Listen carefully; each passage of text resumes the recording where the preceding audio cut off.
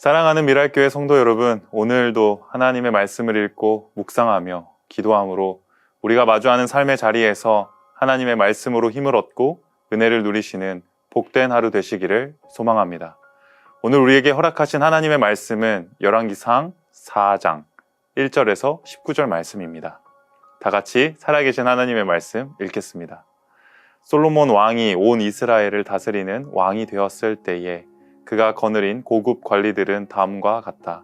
사독의 아들 아사랴는 제사장이고 시사의 아들 엘리호렙과 아히야는 서기관이고 아힐룻의 아들 여호사밧은 역사 기록관이고 여호야다의 아들 브나야는 군사령관이고 사독과 아비아달은 제사장이고 나단의 아들 아사랴는 관리를 지휘하는 장관이고 나단의 아들 사붓은 제사장 겸 왕의 개인 자문관이고 아이살은 국내 대신이고 압다의 아들 아도니람은 강제노역 책임자였다.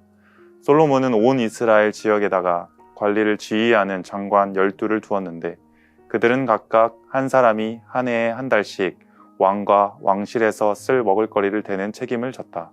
그들의 이름은 다음과 같다. 에브라임 산간 지역은 벤훌이 맡았다.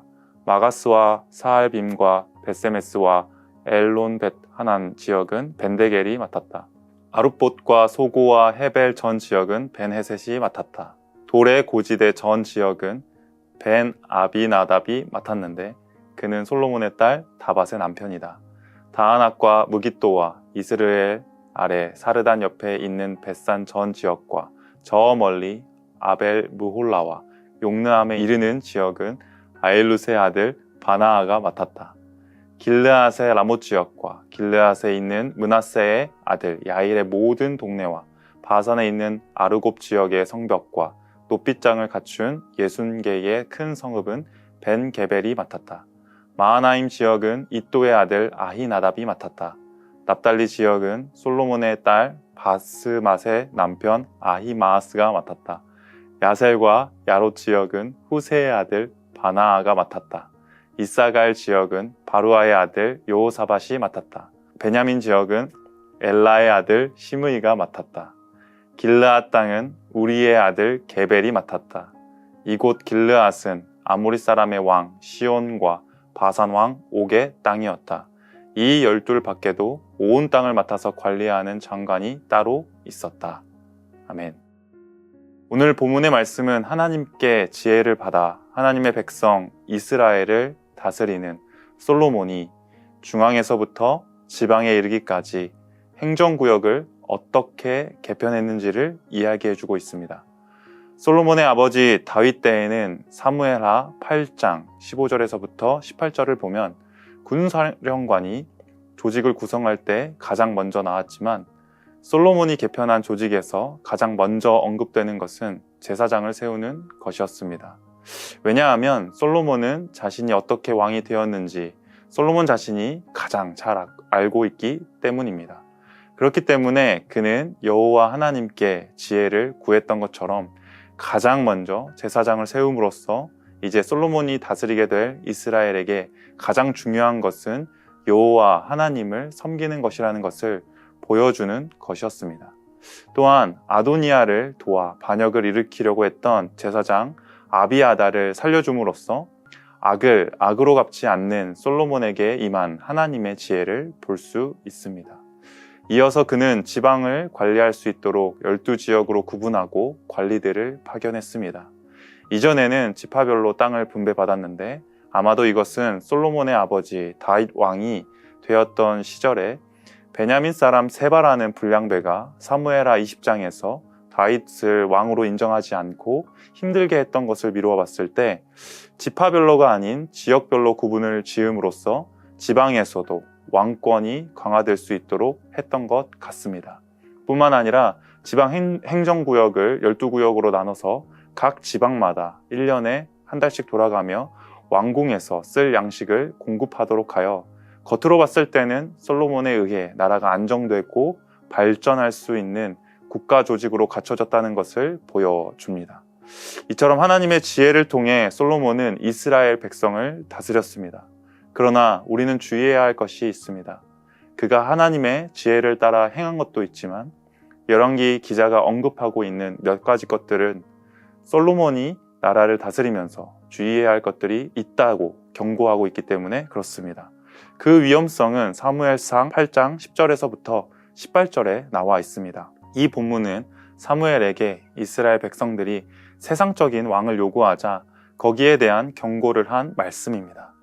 세상의 왕들은 자신의 백성들을 자유민으로 대하는 것이 아니라 왕에게 귀속된 백성으로 봄으로써 백성들의 재산에 속하는 모든 것을 강제로 가져갈 수 있으며 그들이 자유민으로서 하나님만을 섬기는 백성으로 살게 하지 않고 인간 왕을 섬기는 종으로 살게끔 만든다는 점을 경고했습니다. 이 경고가 오늘 본문에도 중앙행정조직과 지방행정조직을 편성하며 하나님의 지혜로 지혜롭게 하는 듯 하나 솔로몬의 아버지 다윗 왕처럼 하나님 앞에 겸비하지 않으면 언제나 넘어질 수 있는 위험을 가지고 있다는 것을 보게 합니다. 무엇이 그럴까요? 간단하게 두 가지 측면에서 그렇습니다. 첫 번째는 강제징역입니다. 이는 성전을 짓는다는 명목 하에 모든 이스라엘 백성들 가운데서 노동력을 징발하게 했습니다. 그런데 솔로몬이 성전만을 짓는 것으로 일을 마쳤을까요? 성전을 짓는 기간에 그 배를 들여서 자신의 왕궁을 짓게 한 일이 그 다음으로 나오게 됩니다. 또 한 가지는 왕궁을 위해서 양식을 걷게 한 조세에 대한 것입니다. 솔로몬 왕궁의 사람들이 적지 않았고 뿐만 아니라 분명히 여호와 하나님께서는 이스라엘 왕에게 경고했던 말씀이 있었는데 그 중 하나가 병거와 마병을 많이 두지 말라고 했습니다. 하지만 솔로몬은 어떻게 했을까요? 열왕기상 3장에서 이미 이집트의 왕 파라오의 딸을 아내로 취하면서 이집트로부터 군마를 많이 사들이게 되었습니다. 그러므로 왕궁에 양식을 바치는 일은 간단한 문제가 아니게 될 가능성이 있는 것입니다. 그리고 이 일을 감당하는 것에 빠진 지파가 있었습니다. 어디일까요? 12지방의 구역을 살펴보면 유다만은 빠져 있는데 이는 이스라엘 안에서도 유다 지파만을 특혜로 주는 행동이 아니었을까요? 그래서 솔로몬 이후에 르호보암 시대에 북이스라엘 10지파가 불만을 가진 불씨를 제공하는 것처럼 보입니다. 그 중에 하나가 노동을 감독했던 아도니람이 르호보암 시대에 북이스라엘 10지파가 반역했을 때 르호보암이 그를 파견했는데 백성들이 아도니람을 돌로 쳐서 죽이는 사건이 있었습니다. 말씀을 맺겠습니다. 하나님께서 주신 지혜는 완전합니다. 그러나 그 지혜는 하나님의 백성, 하나님의 마음을 듣는 것이며 하나님께서 자기 백성을 어떻게 다스리시기를 원하시는지를 더욱 깊이 경외하는 마음으로 받아야 하는 것입니다. 하지만 솔로몬은 잘하는 것처럼 보이지만 계속해서 연약함을 보이고 있습니다. 이집트 파라오의 딸을 아내로 맞이하는 것에서부터 시작해서 군마와 병거를 많이 두는 것에 이르기까지 하나님께서 지혜 외에 주신 부귀영화에 더욱 정신이 팔려 이스라엘 백성이 하나님의 백성임을 잊어버리는 것처럼 보일 수 있는 위험성이 솔로몬 왕국의 그 조직 개편에서부터 보이게 됩니다. 이로써 우리는 사람을 세우는 일이나 공동체 안에서 함께하는 일에 있어서 자신의 뜻과 생각이 마치 하나님이 주신 것처럼 관철시키는 일에 주의해야 합니다. 하나님께 지혜를 받은 솔로몬도 그 성정은 연약한 죄인이었습니다.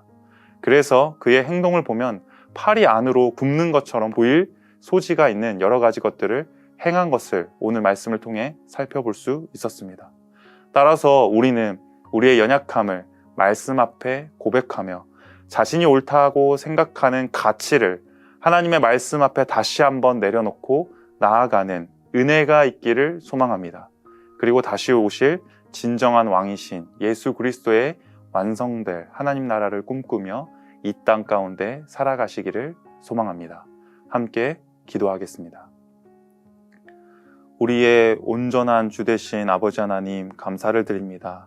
오늘 말씀을 통하여서 하나님의 지혜를 받은 솔로몬이 어떻게 행동하는지를 보게 되었습니다. 우리도 너무나도 연약하여서 아버지 하나님, 우리의 생각과 마음이 내가 익숙한 것, 내가 편한 것에 기울일 때가 많이 있습니다. 아니, 내 삶 전체가 그렇습니다. 그러하오니 우리의 마음을 주의 십자가의 복음으로 돌이켜 주시고 주의 말씀을 따라 살아가는 은혜를 누릴 수 있도록 주님 함께하여 주시옵소서.